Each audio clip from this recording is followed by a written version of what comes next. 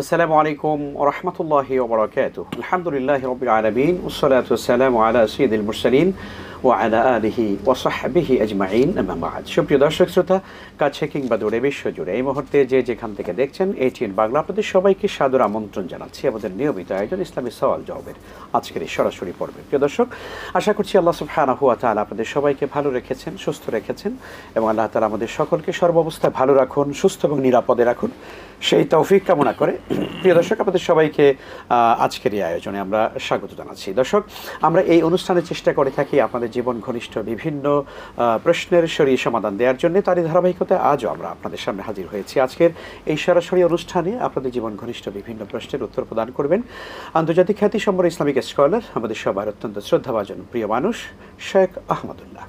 আসসালামু আলাইকুম ওয়া রাহমাতুল্লাহি ওয়া বারাকাতুহু। ওয়ালাইকুম আসসালাম ওয়া রাহমাতুল্লাহি ওয়া বারাকাতুহু। শেখ, কেমন আছেন? আল্লাহ মেহরবান, আলহামদুলিল্লাহ। আলহামদুলিল্লাহ, স্বাগত জানাচ্ছি আমরা আজকের এই আয়োজনে। আমরা আলহামদুলিল্লাহ আল্লাহ তাআলার দরবারে শুকরিয়া আদায় করছি। দেশের সার্বিক পরিস্থিতি আল্লাহ তাআলা যখন যে অবস্থায় রাখেন আমাদেরকে শুকরিয়া আদায় করতে হবে এবং দর্শকরা আলহামদুলিল্লাহ আমরা মনে করি নিশ্চয়ই তারা ভালো আছেন এবং ভালো থাকবার প্রাণান্তকর প্রচেষ্টা আমাদের অব্যাহত আছে আলহামদুলিল্লাহ। তো আমরা আজকে শুরু করতে চাই যে কোনো কঠিন সংকটময় মুহূর্তে সিচুয়েশনে আসলে আমাদের সবচাইতে বড় যে করণীয়, আসলে যে কোনো বিপদ আপদে মুসিবতে একজন মুসলিম কি করবেন, একজন নাগরিক কি করবেন, সে বিষয়টা আমরা একটু জানবো, যদি একজন দর্শককে নিয়ে তারপরে সেটা জানতে চান। আসসালামু আলাইকুম ওয়া রাহমাতুল্লাহ। ওয়ালাইকুম আসসালাম ওয়া রাহমাতুল্লাহি ওয়া বারাকাতুহু। হুজুর, আমি সিরাজগঞ্জ থেকে বলতেছি। জি, আপনারা দুজনে আমার অনেক বড় প্রিয় শায়েখ। হুজুর, আপনার কাছে আমার প্রশ্ন হচ্ছে, আমি একজন ডিভোর্সপ্রাপ্ত একটা মেয়ে, 3 বছর হচ্ছে আমার ডিভোর্স। আমি বড় অসহায় হুজুর, আমার বাবার কাছে আমি বড় বেশি হয়। একটু আপনার জন্য একটু দোয়া করবেন যেন আল্লাহ আমার জন্য উত্তম ফয়সালা করে দেয়। আচ্ছা আচ্ছা, জি, অনেক অনেক ধন্যবাদ। আমরা দোয়া করি আপনার জন্য। শেখ, আমি যে বিষয়টা একটু জানতে চেয়েছিলাম যদি একটু বলেন। আসসালামু আলাইকুম। ওয়ালাইকুম আসসালাম। জি, আলহামদুলিল্লাহ ওয়াসসালাতু ওয়াসসালামু আলা রাসূলিল্লাহ বাদ। আসলে কঠিন পরিস্থিতির পরে যে ভালো পরিস্থিতি আসতে পারে এই বিশ্বাসটুকু আমাদের অন্তরে প্রগাঢ় থাকা দরকার। আমি দেখেছি যে অস্থির বা খুব কষ্টের সময়ে অনেক মানুষ নিজে সহ্য করতে না পেরে এসে আমাদের কাছে বলেন যে হুজুর, এই অবস্থার কি অবসান হবে না? আমার কি মুক্তি হবে না? আমাদের কি মুক্তি হবে না? অর্থাৎ কষ্টে, দুঃখে, জুলুমে, নির্যাতনে নানাভাবে ক্ষতিগ্রস্ত মানুষ বা বিপদে আক্রান্ত মানুষ দেখা যায় যে আল্লাহর প্রতি আশাহত হয়ে যায়।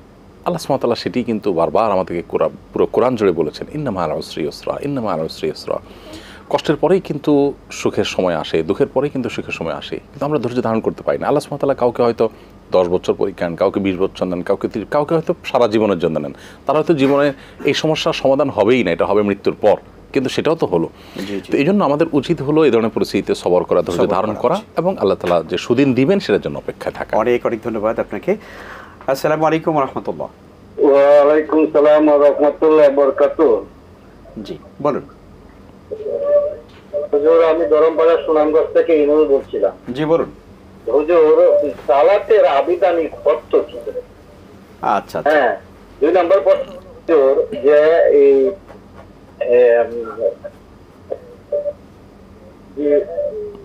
আমরা এই ক্ষমতা, অর্থ, নারী এর পিছনে মত্ত হয়ে আছি আমরা। হ্যাঁ, এটার প্রধান কারণ কি হুজুর? আচ্ছা, অনেক ধন্যবাদ আপনাকে, অনেক ধন্যবাদ। আমরা সুন্দর প্রশ্ন পেয়েছি। মোহতারাম, আমাদের প্রথম দর্শক বোন, উনি ডিভোর্সি, উনি খুব বিপদে আছেন, মানসিক যন্ত্রণায় আছেন। আল্লাহ তাআলা যেন একটা উত্তম ফয়সালা করেন সেজন্য দোয়া চেয়েছেন। এবং সেই সাথে আপনি শুরুতে যে প্রসঙ্গ টেনেছেন তার সাথে কিছুটা প্রাসঙ্গিক বোনের বিষয়টা, যে কঠিন সময়, কষ্টের সময়গুলো মানুষ আসলে পার হতে চায় না এবং মানুষ অনেক সময় আশাহত হয়ে যান, নিরাশ হয়ে যান। আল্লাহ বলেছেন যে তোমরা মোটেও নিরাশ হবে না, ওয়ালা ইয়াসমির রাহিল্লাহিল কওমুল কাফিরুন। আল্লাহর রহমত থেকে, লা তাকনাতু মির রাহমাতিল্লাহ, আল্লাহর রহমত থেকে নিরাশ হয়ও না। আল্লাহর রহমত থেকে কাফির ছাড়া কেউ নিরাশ হয় না। অতএব বোনকে আমরা বলবো যে আপনি ধৈর্য ধারণ করুন, সবর করুন এবং আল্লাহর ফয়সালাকে মেনে জীবন একভাবে পার হয়ে যায়। কত মানুষ কত কষ্টে আছে, পৃথিবীর কত প্রান্তে, ফিলিস্তিনে কত বোনরা তারা বন্দি জীবন কাটাচ্ছেন। আপনি তো একটা সাংসারিক জীবনের জন্য প্রতীক্ষা আছেন, অথচ তারা সংসার তো পরের কথা, তাদের মুক্তির কোনো পথও তারা চোখে দেখতে পাচ্ছেন না। সো আমি বলবো ধৈর্য ধারণ করেন, প্রত্যেকটা কষ্টের বিনিময়ে আল্লাহ তাআলা সংরক্ষণ করেন। আল্লাহ তাআলা এর জন্য আপনাকে উত্তম বিনিময় দিবেন এবং আমরা দোয়া করছি আল্লাহ তাআলা আপনার সমস্যার সমাধান করুন। জি, অনেক ধন্যবাদ। আমাদের দ্বিতীয় দর্শকের প্রশ্ন ছিল সালাতের শাব্দিক অর্থ জানতে চাচ্ছি। সালাত শব্দের শাব্দিক অর্থ হলো দোয়া করা এবং প্রার্থনা করা।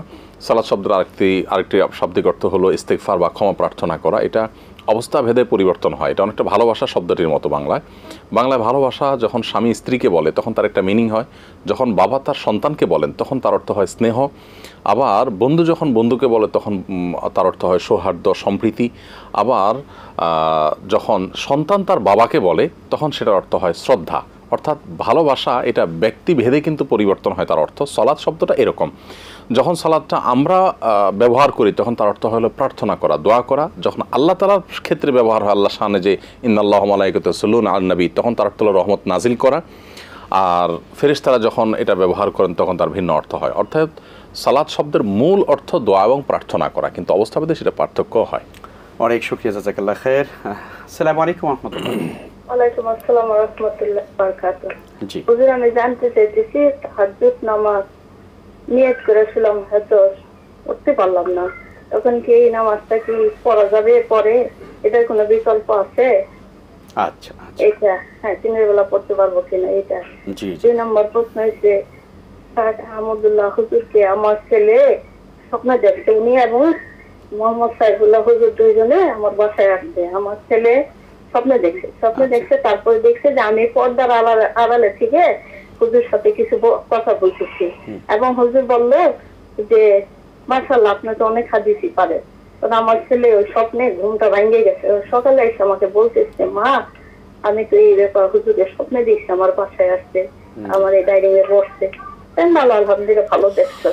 জি, 2 নম্বর প্রশ্ন হুজুর, নবীজি সবসময় মানে ওনার ইগুলা সুন্নত গুলাই তো আমার বেশি দরকার, এবং আল্লাহ পাক তো বলছে যে আমার হাবিবকে ভালোবাসে আমাকে পাবা। এটা কি সঠিক? আমরা বুঝতে পেরেছি। জি জি জি জি জি, অনেক ধন্যবাদ। এখন আমি মনে করেন যে এইটুক সুন্নত মনে রাখতে পারি বা ধরে রাখতে পারি, চেষ্টা করতেছি। আচ্ছা, অনেক ধন্যবাদ আপনাকে। যে আল্লাহ তৌফিক দান করুন আপনাকে। শেখ, আমরা আসছি। আমাদের একজন দর্শকের প্রশ্ন ছিল যে মানুষ আসলে এই পৃথিবীকে অর্জন করার জন্য, ক্ষমতা আরো অনেক জিনিস অর্জন করবার জন্য মানুষ অনেক কাজ করে থাকে, বৈধ অবৈধ, কেন করে আসলে এটা? আসলে আল্লাহর প্রতি যখন মানুষের বিশ্বাস না থাকে, পরকালের প্রতি বিশ্বাসটা যখন ঠুনকো বা দুর্বল হয়ে যায়, তখন মানুষ যা খুশি তা করতে পারে। একজন মানুষ যখন আল্লাহর সামনে দাঁড়াতে হবে, এই জবাবদিহিতার বোধ থাকে, তখন কারোর প্রতি সে অবিচার করার, জুলুম করার, দুনিয়ার পার্থিব ক্ষমতার জন্য বা সম্পদের জন্য এটা মানুষ চিন্তাও করতে পারে না। দেখুন, সোনালী যুগের স্বর্ণ মানবগণ, নবী করিম সাল্লাল্লাহু আলাইহি ওয়াসাল্লামের হাতে গড়া সাহাবীগণ এবং আমাদের পূর্বসূরি সালাফগণ, তাদেরকে দেখবেন তাদের ইতিহাসে এমন কোনো ঘটনা পাওয়া যাবে না যে কাউকে একটা শব্দ, উচ্চ বাক্য দিয়ে কাউকে কষ্ট দিয়েছেন, কারণ আল্লাহর কাছে জবাবদিহিতার বোধটা অত্যন্ত পরিষ্কার ছিল। এমনকি এই যুগেও আপনি এই অধপতনের সময়ও কিছু মানুষকে দেখবেন, নিশ্চয়ই যে মানুষগুলোকে আপনি গোটা পৃথিবী এক প্রান্তে দিয়েও তাদেরকে দিয়ে কোনো অন্যায় করাতে পারবেন না। তাদেরকে যে জিনিসটা বাধা দেয় সেটা হলো আল্লাহর কাছে জবাবদিহিতার বোধ এবং সেই ভয়। বিধায় যারাই এই ক্ষমতার জন্য বলুন, সম্পদের জন্য বলুন, জুলুম, অবিচার, অত্যাচার, অনাচার যা খুশি তা করছে, এদের মূলত এই বিশ্বাস নেই যে তাদের এগুলোর প্রত্যেকটার জন্য আল্লাহর কাছে তাকে দাঁড়াতে এবং কঠিন পরিস্থিতির মুখোমুখি হতে হবে। এই বিশ্বাসটা দুর্বল হয়ে গেছে। আমাদের উচিত এখন ইমানের এই জায়গাটাতে বিশেষভাবে ফোকাস করা। আল্লাহ তাআলা আমাদের সবাইকে তৌফিক দিন এবং আমাদের সবাইকে সতর্ক থাকবার তৌফিক দিন। আসসালামু আলাইকুম ওয়া রাহমাতুল্লাহ। আসসালামু আলাইকুম ওয়া রাহমাতুল্লাহ। ওয়ালাইকুম আসসালাম ওয়া রাহমাতুল্লাহ। জি বলুন। আমার 3টে প্রশ্ন। নামাজের ভিতরে, সেজদার ভিতরে কি আপনার ওই কোরআন এবং হাদিসের দোয়া ছাড়া বাংলায় আমার নিজের ভাষায় আমি আল্লাহর কাছে কিছু বলতে পারবো কিনা, চাইতে পারবো না, যেগুলো বৈধ? আচ্ছা আচ্ছা, এক প্রশ্ন। দ্বিতীয় প্রশ্ন হইল হুজুর, ঈমান এবং আমল এটা বাড়ানোর জন্য তো ওই টিভিতে আপনাদের দেখলাম, এটা কিছু জ্ঞান বাড়লো, তারপর আমি নিজে যদি কেতাবাদি পাঠ করে যদি কিছু জানতে চাই, শিখতে চাই, সেই কেতাবের নামটা একটু মেহরবানি করে বললে দেবেন। এই 2। আর 3 নম্বর প্রশ্ন হইল যে আমি মনে করেন আসরের আজান হয়ে গেছে, কিন্তু আমি একটু কোরআন তেলাওয়াত করতেছি অথবা হাদিস পড়তেছি, এখন দেখি যে একটু বাকি আছে, একটু শেষ করে দেখতে আমার জন্য একটু ভালো মনে করি, কিন্তু যাইয়ে দেখলাম যে আমি সুন্নাত পড়ার সময় পাইলাম না, জহুরে, আসলে ভুল বলছি, জহুরের সময়, তখন আমি ওই 4 দিকে সুন্নাত পড়তে পারলাম না, সুন্নাতটা পরে আদায় করলাম, কিন্তু আমার কোনটা উচিত ছিল? এইটা বন্ধ করে রাখিয়া সুন্নাত আগে এই পর্যায়ে ফরজ করা উচিত ছিল, না এটা শেষ করে সুন্নাত পরে পড়ছি কোনো সমস্যা নেই, কোনটা আমার বেনিফিট বেশি হয়েছে? আর এখন আজকের যিনি জবাব দিতেছেন এই হুজুরকে শ্রদ্ধার সাথে স্মরণ করি, এবং আমি না শুধু আমার পরিবারের সবাই তাকে শ্রদ্ধা করে, এবং তার একটা কথা শুনলে খুবই লাগে, এবং তার একটু নাম্বারটা যদি মেহরবানি করে চাইতাম তাহলে একটু উপকৃত হইতাম, যদি দেওয়া যায় কি মেহরবানি করে। হুজুরও তো সামনে আপনার আছে। অনেক ধন্যবাদ আপনাকে। আসসালামু আলাইকুম। ওয়ালাইকুম আসসালাম। জি মোহতারাম, আমরা আসছি আমাদের ভাইয়ের প্রশ্নেই। উনি প্রথম প্রশ্ন করেছেন যে নামাজের সিজদায় বাংলায় দোয়া। সিজদা এমনিতে দোয়ার একটা গুরুত্বপূর্ণ জায়গা। নবী করিম সাল্লাল্লাহু আলাইহি ওয়াসাল্লাম বলেছেন, আকরাবু মা ইয়াকুনুল আবদু মির রাব্বিহি ওয়া হুয়া সাজিদ ফাআকসিরু ফীহি মিনাদ দুআ। বান্দা আল্লাহর সবচেয়ে কাছাকাছি যেতে পারে যখন সিজদা যায়, তবে সেখানে গিয়ে তোমরা আল্লাহর কাছে বিশেষ দোয়া করবে। তবে এই ক্ষেত্রে অনেক উলামায়ে কেরামের মতে নফল বা নফল নামাজগুলোতে মায়ের ভাষায়ও দোয়া করা যায়, অনেক উলামায়ে কেরাম নিষেধ করেন। তবে আপনি তাসবিহ পাঠ করতে করতে মনে মনেও আল্লাহর কাছে আপনার দোয়া পেশ করতে পারেন, কোরআন সুন্নাহ বর্ণিত দোয়া আপনি পেশ করতেই পারেন। অতএব মাতৃভাষা দোয়া করা নিয়ে দুইটা মত রয়েছে। একটা মত অনুযায়ী আপনি করতে পারেন, আরেকটা মত আপনি করতে পারেন না। যদিও এক্ষেত্রে নফল নামাজের মধ্যে আপনি হাদিসের মধ্যে কোনো পার্থক্য করা হয় নাই যে বাংলায় দোয়া করা যাবে না বা মায়ের ভাষা দোয়া করা যাবে না। সো সেজদা আমরা দোয়া করব, এবং এটা দোয়ার একটা গুরুত্বপূর্ণ জায়গা। আমরা শুধুমাত্র তাসবিহ পাঠ করে উঠে যাই, দোয়ার জন্য আমাদের একটা সময় বরাদ্দ থাকা দরকার সিজদা। জি, অনেক শুকরিয়া ভাই। দ্বিতীয় প্রশ্ন ছিল যে ইমান আমল বাড়াবার জন্য উনি অনেক চেষ্টা করেন, কোরআন পড়েন, তো কি কিতাব পড়লে ইমান আমল বাড়বে? দেখুন, একটা মৌলিক মানদণ্ড আমরা বলে রাখতে পারি যে কোরআন এবং সুন্নাহর আলোকে যে সমস্ত বই পুস্তক রচিত, যেগুলোতে তথ্যসূত্র উল্লেখ আছে, যেগুলো অথেন্টিক, যেগুলো নির্ভরযোগ্য সূত্র রয়েছে এবং ব্যক্তিবর্গের লেখা, আমরা মৌলিকভাবে বলতে পারি ডক্টর খন্দকার আব্দুল্লাহ জাহির রহমতুল্লাহ আলাইহির বইগুলো দ্বীনের মৌলিক বিষয়গুলো জানার জন্য, বোঝার জন্য, বিশেষ করে তাওহীদ শিরকের মধ্যে পার্থক্য করবার জন্য খুবই উপযোগী। আপনি স্যারের বইগুলো কিনে পড়তে পারেন। অনেকগুলো বই স্যারের আছে, এর মধ্যে রাহে বেলায়েত একেবারে প্রাথমিক পর্যায়ে দ্বীনি কনসেপ্টটা ক্লিয়ার হওয়ার জন্য খুবই ভালো একটা বই। এছাড়া আরও বহু বই বাজারে আছে আলহামদুলিল্লাহ। অনেক শুকরিয়া। ওটার একটি প্রশ্ন ছিল যে জোহরের সুন্নত সালাতটা কি আসলে যথা টাইমে পড়া উচিত, নাকি তেলাওয়াত করেছেন এটাতে সব কম বেশি হবে? অবশ্যই যথার্থ সময়ে। সুন্নাহ এর সাথে কোনো কিছুর কোনো তুলনা নেই। একটা সময় আপনি একটা সুন্নাহ পালন করতে পারছেন, একই সময় আপনি অনেক সওয়াবের কাজ করতে পারছেন। ওই সওয়াবের কাজের চাইতে সুন্নাহটার গুরুত্ব বেশি। অতএব জোহরের সুন্নাত আগের 4 রাকাত আপনি পড়বেন, ওই সময় অন্য কোনো কাজ করার সওয়াব ওই সুন্নতের চাইতে বেশি হবে না। কোনো কারণে যদি ছুটে যায় তাহলে সেক্ষেত্রে পরবর্তী সেটা আদায় করে দিবেন। এবং সুন্নাহ প্রতিপালনের বিপরীতে আপনি নিজে নিজে কোরআন তেলাওয়াত করলেন, নিজে নিজে তাসবিহ পাঠ করলেন, নিজে নিজে অন্য কোনো কিছু করলেন, আর একটা রাসূল সাল্লাল্লাহু আলাইহি ওয়াসাল্লাম রেকমেন্ডেশন করেছেন, এই দুটোর ভিতরে আসমান জমিন পার্থক্য। নবী সাল্লাল্লাহু আলাইহি ওয়াসাল্লামের রেকমেন্ডেশনটাকে সব কিছুর উপরে প্রায়োরিটি দিতে হবে আমাদের।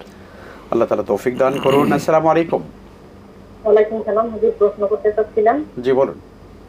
আমার প্রথম প্রশ্নটা তো হচ্ছে, হুজুর ঢাকা শহর যখন মসজিদের আযান শুরু হয়, দেখা যায় সব মসজিদের আযান একত্রে শুরু হয়। প্রথম যে মসজিদের আযানটা দিতেছে সেটা অনেক দূরে, সেটার উত্তরটা আমি দিতেছি। দেওয়ার ক্ষেত্রে দেখা যায় কাছের মসজিদের একটা আযান দিতেছে।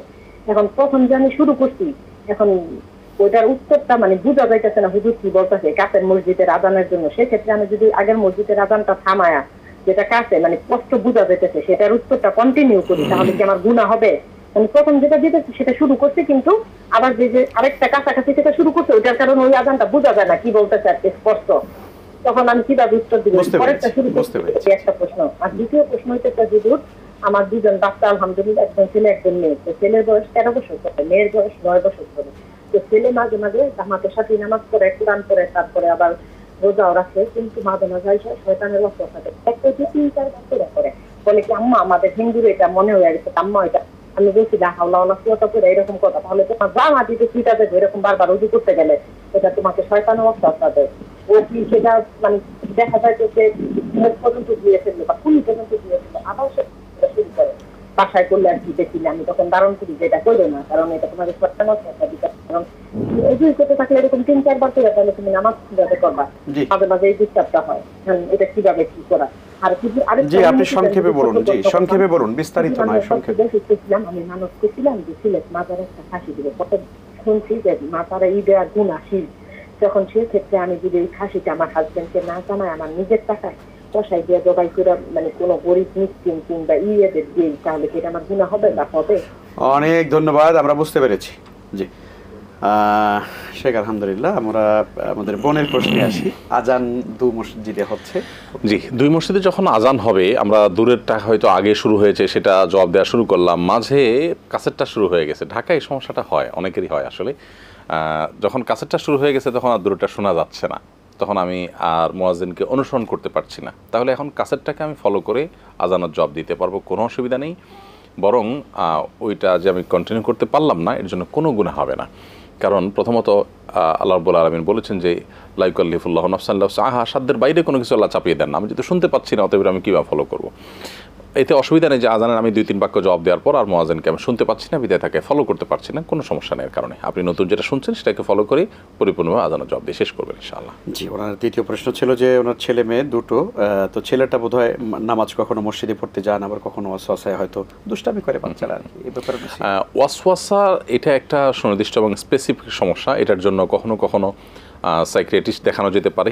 আর এমনিতে রুকিয়াতে এটার ভালো সমাধান আছে, এবং আপনি যদি অ্যাপ স্টোরে, প্লে স্টোরে বা ইউটিউবে গিয়েও যদি ওয়াসওয়াসার রুকিয়া লিখে সার্চ দেন, তাহলে সেক্ষেত্রে আপনি নিশ্চয়ই অনেক ভিডিও পাবেন রেকমেন্ডেড। সেগুলো যদি আপনি নিয়মিত তাকে শোনান, ভালো কোনো রাখির কাছে নিয়ে যান, ইনশাল্লাহ তার এই সমস্যার সমাধান হবে। ওয়াসওয়াসার সবচেয়ে বড় ট্রিটমেন্ট হলো ইবনুল কাইয়িম রাহিমাহুল্লাহর সহ অন্যান্য ওলামা ইকরামের রেকমেন্ডেশন অনুযায়ী এটা সবচেয়ে বড় সমাধানের পথ হলো এটাকে ইগনোর করা, মনে করা যে এই ওয়াসওয়াসাটা যে শয়তান দিচ্ছে, আমি এটাকে সিরিয়াসলি নিলে বা এটাকে কেয়ার করলেই কিন্তু শয়তান জিতবে, আমার ইবাদত নষ্ট হবে। অনেকে উজু করতে গিয়ে ওয়াসওয়াসা হয়, অনেকক্ষণ ধরে উজু করা লাগে, নামাজ পড়তে গিয়ে বারবার নামাজ পড়েন, তার ওয়াসওয়াসা হয়, মসজিদে গিয়ে নামাজ পড়েন, তার নামাজ আদৌ হচ্ছে কি না ইমামের পিছনে ওয়াসওয়াসা হয়। এগুলোকে পাত্তা না দিয়ে কোরআন হাদিস সুন্নাহ বলছে মসজিদে নামাজ পড়তে আমি সেটা করবো, কোরআন সুন্নাহ বলেছে 3 বার ধুইতে আমি 3 বার ধোবো, 4 বার আমি ধোবো না। তাতে আমার শুকনা থাকলেও, মন যদি বলে শুকনা আছে কিনা, মনকে বলতে হবে শুকনা থাকলেও আমার কোনো সমস্যা নেই, কারণ রাসূল 3 বার ধুইতে বলছে, আমি ধুয়েছি, দ্যাটস এনাফ ইনশাআল্লাহ বিদিনিল্লাহ।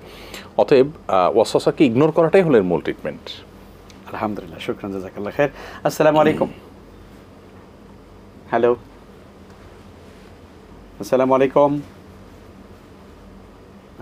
আমরা লাইনটি পাচ্ছি না বোধহয়। আসসালামু আলাইকুম। হ্যালো, ওয়ালাইকুম আসসালাম। জি, প্রশ্ন করুন। হুজুর, আমার 3টি প্রশ্ন আছে। জি, সংক্ষেপে বলুন।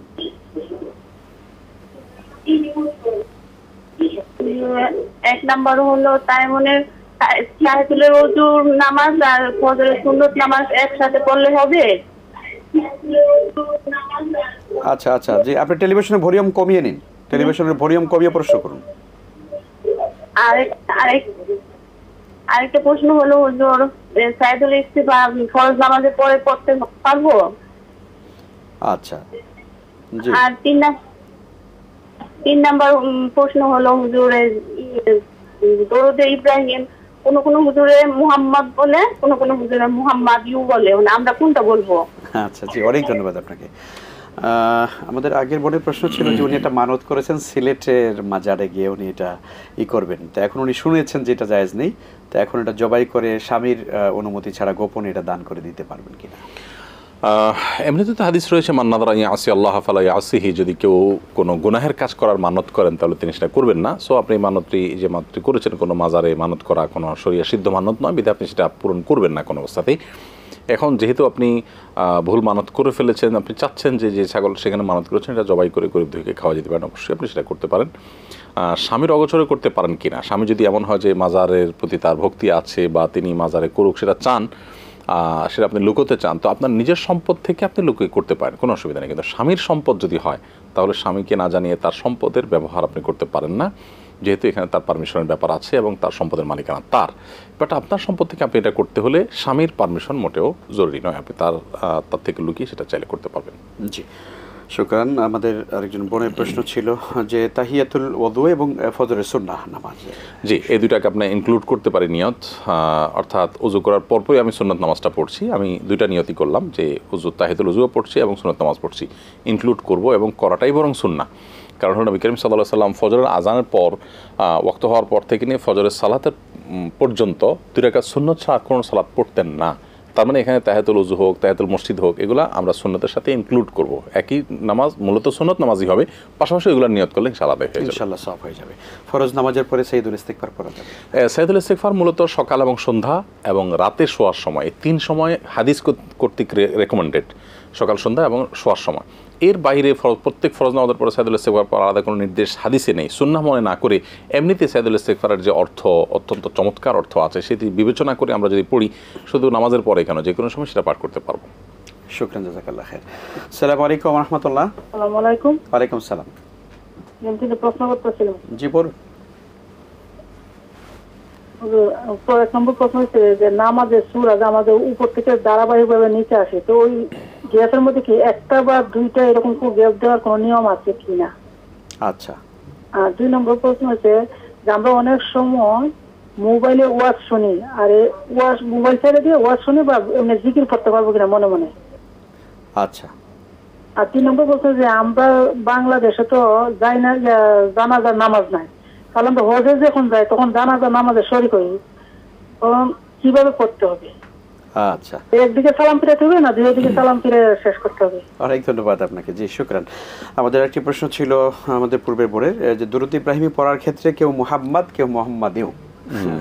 আসলে পার্থক্য নেই, অর্থাৎ আপনি দুইটার যে কোনোটা করলেই কিন্তু আপনার সালাত আদায় হয়ে যাবে। মূলত যদি থামেন আপনি আল্লাহুম্মা সাল্লি আলা মুহাম্মদ, তাহলে সেক্ষেত্রে মুহাম্মদ হবে ওয়া আলা আলি মুহাম্মদ। আর যদি না থামেন, রানিয়ে থাকেন, তাহলে আল্লাহুম্মা সাল্লি আলা মুহাম্মদ ওয়া আলা আলি মুহাম্মদ হয়ে যাবে। এখানে দেওটা নির্ভর করবে যে আপনি কি এখানে থামছেন নাকি থামছেন না।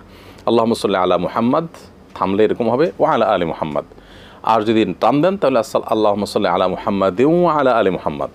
অতএব এটা হলো পার্থক্য। এখন যদি আপনি আল্লাহুম্মা সাল্লি আলা মুহাম্মাদেও থামেন ও আলা আলি মুহাম্মদ বলেন, তাতেও অসুবিধা নেই, কিন্তু শুদ্ধ হলো থামলে আমরা মুহাম্মদ বলবো, আর না থামলে আমরা মুহাম্মাদেও বলে চলে যাব। তবে এর হেরপের হলে যে নামাজ হয়ে যাবে না, ব্যাপারটা এই লেভেলের সমস্যা না। জি, অনেক শুকরিয়া, আলহামদুলিল্লাহ। আমাদের সর্বশেষ দর্শক প্রশ্ন করেছিলেন যে সূরা তেলাওয়াতের ক্ষেত্রে গ্যাপ দেওয়া, দুটো সূরা গ্যাপ দিয়ে পড়া যাবে কিনা উপর থেকে নিচে? জি, দুটা সূরা গ্যাপ দিয়ে পড়তে পারেন, কোনো অসুবিধা নেই। ধরা যাক সূরায়ে কাফিরুন, কুলিয়াল কাফিরুন পড়লেন প্রথম রাকাতে, এরপরে সূরায়ে নাসর, সূরায়ে তাব্বাত ইয়াদা আবি লাহাব, এই দুইটা গ্যাপ দিয়ে আপনি কুল হুয়াল্লাহ পড়লেন।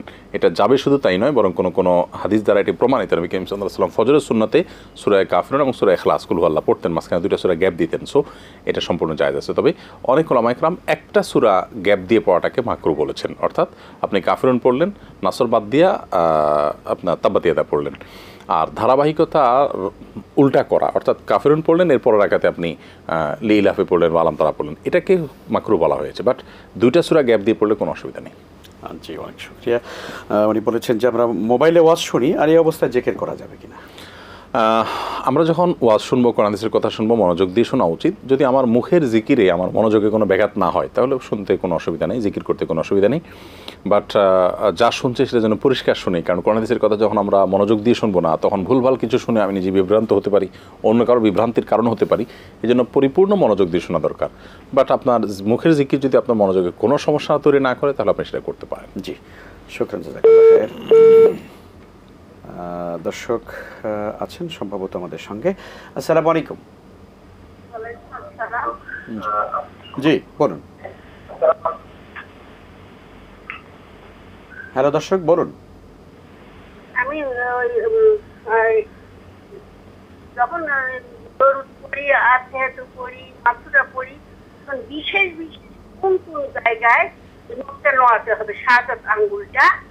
আর আরেকটা প্রশ্ন, সুবহানাল্লাহ, আলহামদুলিল্লাহ, আল্লাহু আকবার, এই তিনটা পড়লে নাকি উমরা হজ এবং কবুল হজের সব পাওয়া যায় ফরজ নামাজের পর।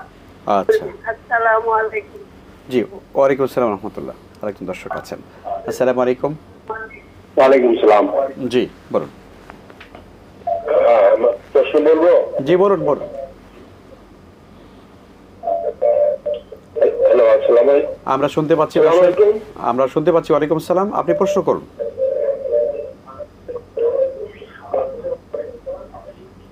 আচ্ছা, আমি টাঙ্গাইল থেকে মোহাম্মদ রহমান বলছি। একটু টেলিভিশনে ভলিউম কমিয়ে নিন, প্রশ্ন করুন দ্রুত। আচ্ছা, টিভি বলুন। আচ্ছা, এই যে আমাদের দেশে বিভিন্ন মাযহাব নিয়ে টানাটানি হচ্ছে, জি, কেউ শাফি, মালিকি, হাম্বলি, হানাফি, আবার দেখা যায় শিয়া, সুন্নি। আমরা বুঝতে পেরেছি, প্রশ্নটা করুন, প্রশ্নটা করুন। কিছু নিয়ে আমাদের দেশে যে আমাদের সারা বিশ্বে একটা দ্বন্দ্ব সংঘাত চলছে, অথচ সূরা আনআম 159 নম্বর আয়াতে আল্লাহ তো নিষেধ করছে, তার নবীকে বলছে যে হে নবী, যারা ধর্মকে নিজেদের মধ্যে ভাগাভাগি করিয়া লইয়াছে, উহাতে আপনার কোনো অংশ নাই। অথচ আমরা এই সমস্ত নিয়ে সারা বিশ্বে বিভিন্ন দ্বন্দ্ব সংঘাত। আমরা বুঝতে পেরেছি দর্শক। আপনার আর কোনো প্রশ্ন আছে? কি করণীয় আছে? অনেক ধন্যবাদ। জি মহতারাম, আমরা আমাদের বোনের প্রশ্নে আসি আবারও। উনি বলেছেন যে হজে গেলে আমাদের মেয়েরা তো সাধারণত বাংলাদেশে জানাজায় শরীক হয় না, হজে গেলে শরীক হতে হয়, সালাম কি একদিকে ফেরাবেন? জানাজার সালাতে আমরা দুই দিকে সালাম ফেরাবো কি ফেরাবো না এই বিষয়ে দুই রকমের মত রয়েছে, দুই রকমের হাদিস রয়েছে এবং দুইটাই বিশুদ্ধ হাদিস। অর্থাৎ শুধু ডান দিকে ফেরাবো এটি বিশুদ্ধ হাদিস রয়েছে সাহাবীদের থেকে। আবার নবী করিম সাল্লাল্লাহু আলাইহি ওয়াসাল্লাম থেকে দুই দিকে ফেরানোর হাদিসটাও সহি আছে। অর্থাৎ আমরা যদি ইমামের সাথে সালাত আদায় করি আর ইমাম একদিক সালাম ফেরান, সেটাও হাদিস অনুযায়ী আমল হয়ে যাবে। আবার যেহেতু বিশুদ্ধ হাদিস রয়েছে দুই দিকে সালাম ফেরানোর কথা এবং সন্দেহাতীতভাবে সেটি প্রমাণিত সত্য, অতএব সেটি আমরা আমল করতে পারি। বিষয়টা এরকম যে কোনোটিকে ডিসকারেজ করার কোনো সুযোগ নেই। জি, মাশাআল্লাহ, অনেক ধন্যবাদ। আমাদের পরবর্তী প্রশ্ন ছিল, আমাদের বোন বলেছেন যে তাশাহুদের সময় আঙ্গুল কখন উঠাবেন? তাশাহুদের সময় আমরা আঙ্গুল কখন উঠাবো, আমাদের দেশের বা ফুকাহে হানাফি উলামা ইকরাম সাধারণত বলেন আশহাদু বলার সময় আশহাদু আল্লাহ ইলাহা ইল্লাল্লাহ এইটুকুর সময় আঙ্গুল উঠানো এবং নামানোর কথা। যদিও বিভিন্ন হাদিসে অবশ্য হাদিসের আলোকে অন্যান্য উলামা ইকরাম মত হলো যে পুরো তাশাহুদ জুড়ে আঙ্গুল উঠানো থাকবে, অর্থাৎ যখন আমরা তাশাহুদ প্রবাদ তাহিয়াতুল্লাহ পুরোটা আঙ্গুল উঠানো শেষ পর্যন্ত থাকবে, এটা অনেক উলামা ইকরামের মত। তবে আশহাদু আল্লাহ ইলাহা ইল্লাল্লাহ ওয়া আশহাদু আন্না মুহাম্মাদান আবদুহু ওয়া রাসূলুহু এই পুরাটুকুতে উঠানোটা অধিকতর যুক্তিযুক্ত মনে হয়। কারণ হলো তার আঙ্গুল ওঠানোটা মূলত সাক্ষ্য দেওয়া, কিন্তু এটা শাহাদাত আঙ্গুল বলা হয় সাক্ষ্য দেওয়ার জন্য। আমি যখন আশহাদু আল্লাহ ইলাহা ইল্লাল্লাহ ওয়া আশহাদু আন্না মুহাম্মাদান আবদুহু ওয়া রাসূলুহু এই বাক্যগুলো পাঠ করি, তখন কিন্তু আমি সাক্ষ্যের বাক্যগুলো পড়ি, তার আগ পর্যন্ত কিন্তু সাক্ষ্যের বাক্য থাকে না। সো আশহাদু আল্লাহ ইলাহা ইল্লাল্লাহ ওয়া আশহাদু আন্না মুহাম্মাদান আবদুহু ওয়া রাসূলুহু এই পুরা বাক্য পাঠ করা পর্যন্ত উঠায় রাখা সাক্ষ্য দেওয়ার শামিল। তবে কেউ কেউ বলে যে আশহাদু আল্লাহ ইলাহা আল্লাহ বলার সময় উঠাতে হবে, ইল্লাল্লাহর সাথে সাথে নামায় ফেলতে হবে, আবার এখানে একটু দিক সেদিক হলে ইমান থাকবে না, এটা একেবারে অমূলক কথা। জি, অনেক শুকরিয়া। আমাদের বোন বলেছিলেন সুবহানাল্লাহ আলহামদুলিল্লাহ লা ইলাহা ইল্লাল্লাহ, এই তাসবিহগুলোর ফজিলত আসলে কি? উনি এই তাসবিহগুলো সালাতের মধ্যে যখন সালাতের শেষে যখন কেউ পাঠ করে তখন তার সমস্ত গুনাহসমূহ মাফ করে দেওয়া হয়। ওয়ালাউ কানাত মিসলা জাবাদিল বাহার, যদিও সেটা সমুদ্রের ফেনা পরিমাণ হোক না কেন। অতএব এই তাসবিহগুলো 33 বার সুবহানাল্লাহ, 33 বার আলহামদুলিল্লাহ এবং 34 বার আল্লাহু আকবার এবং কোনো কোনো বর্ণনা আছে 33 বার আল্লাহু আকবার এবং শেষবার অর্থাৎ 100তম বার লা ইলাহা ইল্লাল্লাহু ওয়াহদাহু লা শারীকা লাহু লাহুল মুলকু ওয়া লাহুল হামদু এটা পড়া। তো এইটির মাধ্যমে আমাদের ছোটোখাটো সমস্ত গুনাহগুলো আল্লাহ তাআলা মাফ করে দিবেন।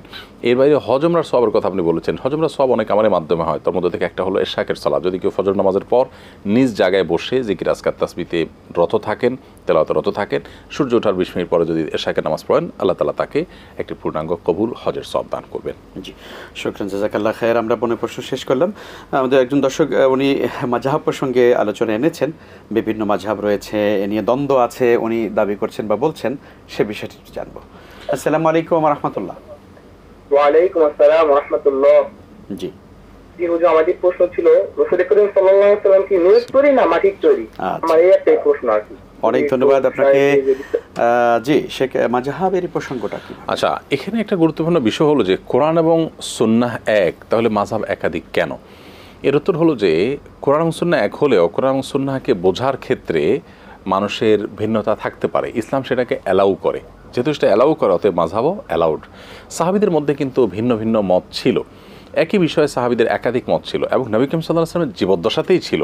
বর্ণনা করা যাতে নবী সাল্লাল্লাহু আলাইহি ওয়াসাল্লাম পাঠিয়েছেন সাহাবীদেরকে, বলেছেন তোমরা লা ইউসাল্লিনা আহাদুকুমুল আসরা, তোমাদের কেউ আসর নামাজ পড়বে না ইল্লা ফি বানি কুরায়দা, বর্ণনা করা যায় গিয়ে পড়বে। দেখা গেল সাহাবীদের মধ্যে যেতে যেতে পথে দেরি হয়ে গেল এবং আসর ওয়াক্ত শেষ হয়ে যাচ্ছে, কিছু লোক নামাজ পড়ে নিলেন আর কিছু মানুষ বর্ণনা করা যায় গিয়ে নামাজ পড়লেন। নবী সাল্লাল্লাহু আলাইহি ওয়াসাল্লামের কাছে আসার পর তারা বললেন, হে আল্লাহর রাসূল, আমরা তো আপনার নির্দেশটা বুঝতে দুই রকম হয়ে গেছে আমাদের মধ্যে। কেউ মনে করছে যে নবীজি বলেছেন ওখানে গিয়ে আসর পড়তে, অতএব ওয়াক্ত থাকুক যাক এটা আমার দেখার দরকার নেই, আমি নবীর অনুসরণ করব, ওখানে গিয়ে আসর পড়বো, এটাই আমার কর্তব্য। আর আরেক দল বললেন যে না, নবীজি ওখানে গিয়ে আসর পড়তে বলেছেন, এর মানে হলো তাড়াতাড়ি যাওয়ার কথা বলেছেন, এর মানে এই নয় যে আসর ওয়াক্ত চলে গেলেও তোমরা পড়িও না। এটা তো তিনি বোঝাতে চাননি নিশ্চয়ই, কারণ ওয়াক্ত মতো নামাজ পড়া তো ফরজ।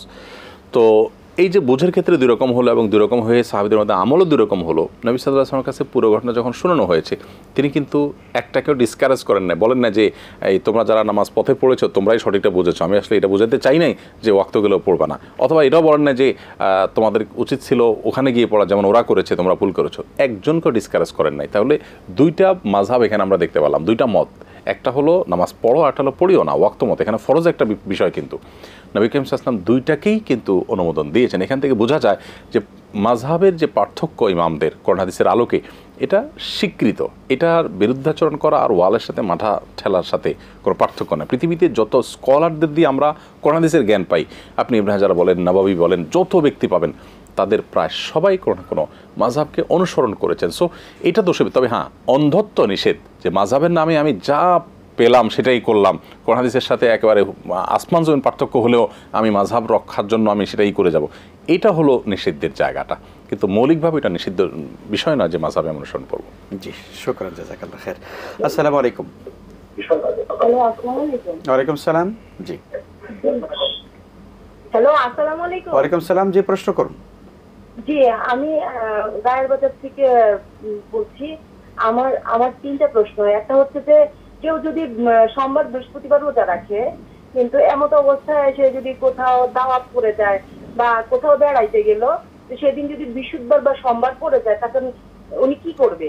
আচ্ছা, 1 নম্বর। 2 নম্বর হচ্ছে যে আমি শুনেছি যে ফজরের নামাজের সুন্নতের পর সুবহানাল্লাহি ওয়া বিহামদিহি সুবহানাল্লাহিল আযীম ওয়া বিহামদিহি আস্তাগফিরুল্লাহ, এটা কেউ যদি 100 বার পড়ে, তাহলে দুনিয়ার প্রয়োজন যা প্রয়োজন আছে আল্লাহ তাআলা এটা পূরণ করে দেয়, মানে হালাল প্রয়োজনগুলি পূরণ করে দেয়। এটা সঠিক কিনা, বা এই তাসবিহটা আসরের পরেও পড়লে এটা হবে কিনা, এটা। আর 3 নম্বর হচ্ছে যে কেউ যদি অযথা কাউকে অপমান অপদস্থ করে, তার সম্মান হানি করে, তাকে নিয়ে চিনিবিনি, মানে মোট কথা হলো এটা, তাহলে যেই লোকে করছে সে আবার সোমবার বৃহস্পতিবার রোজা রাখে, নামাজও পড়ে, কিন্তু অথচ তার চরিত্রটা হচ্ছে এরকম। এই লোকের ব্যাপারে আল্লাহ তাআলা কি বলছে? অনেক ধন্যবাদ। যাদের কি করতেছে তারা মানে অসহায় মতো তাকায় তাকায়, শুধু শুনে কিছুই বলতে পারে না, কেন তারা খুবই বুঝতে পেরেছি। অনেক শুকরিয়া। জি, শুকরান, আপনাকে অনেক ধন্যবাদ। মোহতারাম, একটি বহুল আলোচিত প্রশ্ন। রাসূল সাল্লাল্লাহু আলাইহি ওয়াসাল্লাম নূরের তৈরি, নবী করিম সাল্লাল্লাহু আলাইহি ওয়াসাল্লাম তিনি আল্লাহর বান্দা, তিনি মানুষ ছিলেন, তবে অন্য সব মানুষ বা আমাদের মতো মানুষ ছিলেন না। তিনি আল্লাহর মনোনীত মানুষ ছিলেন, মুস্তাফা ছিলেন। এ হলো পার্থক্যের জায়গা। তিনি আল্লাহ তাআলা তাকে বলেছেন, কুল ইন্নামা আনা বাশারুম মিসলুকুম, বলে দিন হে রাসূল যে আমি তোমাদের মতো মানুষ, অর্থাৎ সৃষ্টিগতভাবে তোমাদের মতো মানুষ। ইন্নামা ইউহা ইলাইয়া, পার্থক্য হলো তোমাদের কাছে ওহী আসে না, তোমরা নবী নও, সাধারণ। আর তিনি বলেছেন আমার কাছে ওহী আসে, এবং তিনি নিজেকে নবী বলেছেন। সো এখান থেকে বোঝা যায় যে তিনি মানুষ হলে মানুষ মাটির তৈরি, কিন্তু স্পেসিফিকলি তিনি মাটি থেকেই তৈরি হয়েছেন এই কথা আলাদা করে কোরআন হাদিসে কোথাও বলা হয়নি, সেটার প্রয়োজনও বোধহয় নেই। অতএব এই বিষয়ে আমাদের যে আর্গুমেন্ট বা এই বিষয়ে আমাদের যে মতপার্থক্য, সেটা আসলে খুব প্রয়োজনীয় কোনো মতপার্থক্য নয়। নবী করিম সাল্লাল্লাহু আলাইহি ওয়াসাল্লামের সম্পর্কে আমাদের যে আকীদা থাকতে হবে, সেই আকীদাগুলোর ভিতরে তিনি তার সৃষ্টি মূল কি, এটা একটা গুরুত্বপূর্ণ আকীদা যদি হতো, তাহলে কোরআন হাদিসে স্পেসিফিকলি এটা নিয়ে আলোচনা হতো। তার নূর থেকে সৃষ্টি হওয়া সম্পর্কিত যে জাল হাদিস রয়েছে, সেটা জাল হাদিস হওয়া সম্পর্কে মুহাদ্দিসগণ রেকমেন্ড করেছেন বা সেটা মূল্যায়ন করেছেন যেটা জাল। সো আমরা এই বিষয়গুলো নিয়ে বাড়াবাড়ি বর্জন করি এবং নবী সাল্লাল্লাহু আলাইহি ওয়াসাল্লামের আনুগত্যের ব্যাপারে আমরা গুরুত্ব আরোপ করি, সেটি আমাদের বেশি কর্তব্য। আলহামদুলিল্লাহ, অনেক ধন্যবাদ। আমাদের বোনের 3টি প্রশ্ন আছে। সোম বৃহস্পতিবার কেউ রোজা রেখেছেন, কিন্তু আবার কোথাও মেহমান হয়ে সোম বৃহস্পতিবার বা এরকম কোনো নফল রোজা, যে কোনো নফল রোজা রেখে বা সুন্নাত রোজা রেখে যদি আপনি দাওয়াতে যান, তাহলে সেক্ষেত্রে মেজবানের খাতিরে আপনি যদি রোজা ভেঙে ফেলেন, সেটি জায়েজ আছে, কোনো অসুবিধা নেই, কারণ কোনো গুনাহ হবে না। আর যদি মেজবানকে আপনি বুঝিয়ে রোজা রাখতে পারেন, সেটাও আপনার একান্ত আপনার ব্যাপার, অর্থাৎ এখানে কোনো গুনাহ হবে না, বিষয়টি আপনার ইস্যু। আলহামদুলিল্লাহ, অনেক শুকরিয়া। আসসালামু আলাইকুম ওয়া রাহমাতুল্লাহ। আসসালামু আলাইকুম, আমি চট্টগ্রাম থেকে বলছিলাম। জি, বলুন। জি, আমার প্রশ্ন হলো যে সুন্নত সাদাকা পড়ার সময় প্রথম যদি সূরা ফিল করে গেলে, সেকেন্ড রাকাতে যদি সূরা নাস পড়ে, তাহলে দ্বিতীয় এবং তৃতীয় চতুর্থ রাকাতে কোন সূরাটা পড়ব? আচ্ছা আচ্ছা, জি। আরেকটা প্রশ্ন হলো যে এই এখন অনেক দেখা যাচ্ছে যে বিকলাঙ্গ অনেক শিশু জন্মগ্রহণ করে, ওদের করোনা দেশে আলোতে ওরা আসলে কোনো করোনা দেশে কোনো নিষিদ্ধ কিছু আছে কিনা একটু জানতে চাই। অনেক ধন্যবাদ আপনাকে। দর্শক, আমাদের বোনের প্রশ্ন ছিল সুবহানাল্লাহি ওয়া বিহামদিহি, এই তাসবিহগুলোর ফজিলত যদি আপনি বলেছেন, অবশ্য উনি এটা বলেছেন যে সুন্নতের পরে ফরজ নামাজের সুন্নত, ফজর নামাজের সুন্নতের পরে পড়া যায় কিনা, বাসরের পরে পড়া যায় কিনা, বিশেষ ফজিলত। সকাল সন্ধ্যার যেগুলো, সেগুলো তো আপনি সকাল ফজরের সুন্নত সালাতের পরে আপনি পড়তেই পারেন, কোনো অসুবিধা নেই। এমনকি আপনি ফরজের পরেও পড়তে পারেন, এটা আপনার ঐচ্ছিক অনেকটা। আর এমনিতে 5 ওয়াক্ত নামাজের পরে যেটা, সেটা আপনি নামাজের পরেই পড়বেন। এবং এই তাসবিহগুলোর বিপুল পরিমাণ ফজিলত আছে। আমরা যেটা বলেছি যে সমুদ্রে ফেনা পরিমাণ গুনাহ হলে আল্লাহ তাআলা সেটা মাফ করে দিবেন। জি জি, অনেক শুকরিয়া। উনি বলেছেন যে কেউ কাউকে অপমান করে, বিভিন্নভাবে অপদস্থ করে, অথচ সে আবার রোজাও রাখে, নফল রোজাও রাখে। এটা আসলে দিন সম্পর্কে আমাদের যে কনসেপ্ট সেটা ক্লিয়ার না হওয়ার কারণেই, কারণ মানুষকে কষ্ট দেওয়া, কাউকে অপমান করা এটা কবিরা গুনাহ। নফল রোজা রাখা কিন্তু ফরজ না। নফল রোজা রাখার চাইতে মানুষকে কষ্ট দেওয়ার থেকে বিরত থাকাটা গুরুত্ব অনেক বেশি। এই সমস্যাটা আমাদের গোটা সমাজ জুড়ে, মানুষ নফলের ব্যাপারে অনেক সিরিয়াস, ফরজ ছুটে যাচ্ছে, মানুষকে কষ্ট দিচ্ছে, মানুষ অধিকার নষ্ট করছে, এটা সম্পূর্ণ হারাম। এই গুরুত্বের বিচারটা আমাদেরকে জানতে হবে। জি, শুকরান, জাযাকাল্লাহ খায়ের। আমাদের ভাই বলেছিলেন যে সূরা তেলাওয়াতের ক্ষেত্রে থেকে যে হয়তো সিরিয়াল ব্রেক হয়ে গেছে, এক্ষেত্রে কি করবেন, বা নাস পড়ে ফেলছে প্রথম রাকাতে? দুঃখিত, প্রথম রাকাতে যদি নাস পড়েন আপনি, দ্বিতীয় রাকাতে যদি আপনি ফিল পড়েন, যেটা আপনি জানতে চেয়েছেন, তো এটা মাকরুহ হবে যদি ইচ্ছাকৃত হয়। আর যদি ভুলে হয়ে গেছে, হয় অনেক সময় যে আমি শেষ রাকাতে নাস পড়ে ফেলছি, এখন হঠাৎ করে আমার মনে হলো যে আমি তো ভুল করে ফেলেছি, তো এখন এর কারণে কোনো গুনাহ হবে না, নামাজ হয়ে যাবে ইনশাআল্লাহ। জি, অনেক শুকরিয়া। আমরা শেষ করে ফেলবো। বিকলাঙ্গদের সম্পর্কে কি করেন, হাদিসে কিছু বলা আছে? না, দর্শক যেটা জানতে চেয়েছেন যে বিকলাঙ্গদের পরে আলাদা করে কোনো করণীয় আছে কিনা, কোনো বিশেষ করণীয় নাই। আমরা অনেকে বরং মনে করি যে মা বাবার কোনো পাপের কারণে বোধহয় বিকলাঙ্গ শিশুর জন্ম হয়, এরকম একটা কথা আমাদের সমাজে কিন্তু প্রচলিত আছে। জি জি, এটা সম্পূর্ণ কুসংস্কারাচ্ছন্ন কথা, কোরআনের সাথে এর কোনো সম্পর্ক নেই। এটা আল্লাহ তাআলার পক্ষ থেকে অনেক সময় পরীক্ষা হয়ে থাকে, অনেক সময় আমাদের কোনো বিশেষ অভ্যাসগত ত্রুটির কারণে বা লাইফস্টাইলগত ত্রুটির কারণে হয়ে থাকে। অনেক গবেষকরা বলে থাকেন, বিশেষ করে খাবার ইত্যাদির কারণে হয়ে থাকে। কিন্তু বাবা মার কোনো পাপের ফসল হিসাবে সন্তান বিকলাঙ্গ হতে যাবে কেন? কারণ একজনের পাপের বোঝা তো আরেকজনকে আল্লাহ তাআলা দেন না। সো কেন সন্তানের পরে সেটি হতে থাকবে? বিধায় এই কুসংস্কারগুলো আমাদেরকে ভাঙতে হবে। অনেক অনেক ধন্যবাদ শেখ আপনাকে। চমৎকার অনেক প্রশ্নের সমাধান আমরা জেনেছি। জাযাকুমুল্লাহ খায়ের, আপনাকে অনেক অনেক শুকরিয়া। আপনাকে অনেক অনেক শুকরিয়া। প্রিয় দর্শক শ্রোতা, এই ছিল আমাদের আজকের আয়োজন। আলহামদুলিল্লাহ, আমরা আজকের এই সুন্দর আয়োজনে যা কিছু জেনেছি, আল্লাহ তাআলা যেন আমাদের প্রত্যেককে তা সহিভাবে আমল করার তৌফিক দান করেন, সে আশাবাদ ব্যক্ত করে আপনাদের সবাইকে আবারও ধন্যবাদ জানিয়ে শেষ করছি। আল্লাহ হাফেজ। আসসালামু আলাইকুম ওয়া রাহমাতুল্লাহি ওয়া বারাকাতুহু।